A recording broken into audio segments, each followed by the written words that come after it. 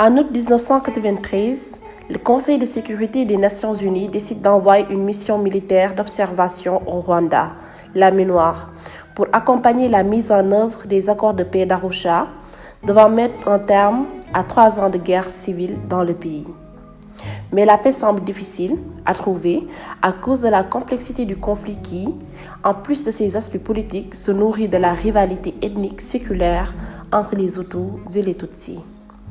La radio-télévision des Mille Collines, instrument de propagande des radicaux Hutus, soutenu par le gouvernement du Rwanda et de la France, diffuse quotidiennement des messages de haine appelant à assassiner les Tutsis. Dans la nuit du 7 au 31 avril 1994, ce que tout le monde redoutait arriva. L'avion du président Habyarimana est abattu, et donc la garde présidentielle, la gendarmerie, l'armée et les milices commencent à tuer les Tutsis et même les Hutus favorables à la paix. C'est le début du génocide qui a fait entre 800 000 et 1 million de morts. Le capitaine Mbaye Diagne faisait partie du contingent sénégalais membre de la MINUSMA. Et dès les premières heures des massacres, le 7 avril, il quitta son poste d'observateur contre les consignes de l'ONU pour venir en aide aux civils laissés à eux-mêmes.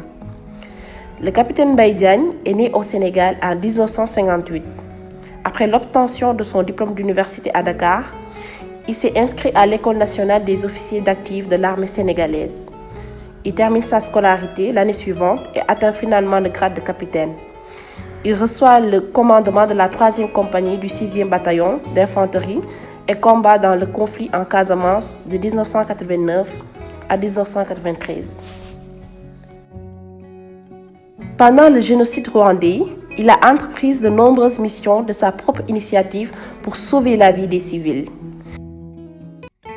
Il a ensuite entrepris de nombreuses missions seul autour de Kigali, en violation des règles d'engagement de l'ONU, cachant des Tutsis dans sa voiture et les évacuant vers des installations de l'ONU. Il a également protégé certains Hutus et a travaillé à la sauvegarde de la communauté sénégalaise expatriée. Il existe diverses estimations du nombre de vies sauvées par Mbaye Diagne, allant jusqu'à plus de 1000.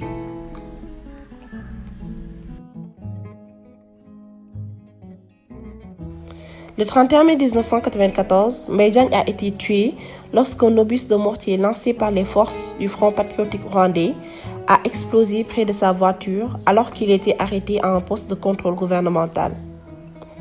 Sa mort a conduit l'ONU à suspendre les opérations de secours à Kigali. Son corps a été rapatrié au Sénégal et enterré avec tous les honneurs militaires. En 2005, Mbaye Diagne a été décoré à titre posthume du grade de chevalier dans l'Ordre national du Lion au Sénégal. Le Conseil de sécurité des Nations Unies a créé la médaille du capitaine Mbaye Diagne pour son courage exceptionnel en 2014 en son honneur. En 2014, lors des commémorations des 20 ans du génocide de 1994, le président Paul Kagame en a profité devant une foule de 30 000 spectateurs pour s'en prendre virulemment à la France à propos de son rôle néfaste joué durant les massacres, contribuant ainsi à l'émergence d'une idéologie génocidaire. Il martèle, je cite, « Aucun pays n'est assez puissant, même s'il pense l'être, pour changer les faits », a-t-il déclaré en anglais, avant de lancer en français, « Après tout, les faits sont têtus ». Fin de citation. 27 mai 2021, lors du mémorial de Kigali, Emmanuel Macron reconnaît enfin la responsabilité de la France dans le génocide des Tutsis.